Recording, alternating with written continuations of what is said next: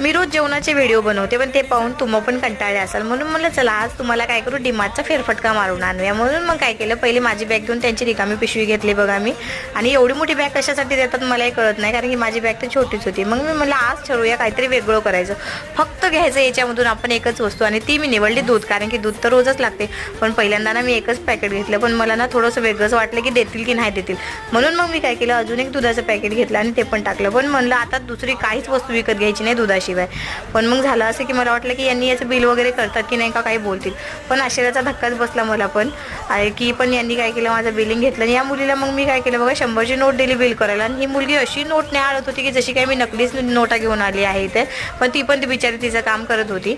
मग नंतर मग मी काय केलं, माझी बॅग रिटर्न घेतली आणि पैसे दिले. पण मला ना आज खरंच खूप हसायला येत होतं की आपण बघा एवढ्या मोठ्या डीमार्टमध्ये फक्त दूध घ्यायला आलो आहेत.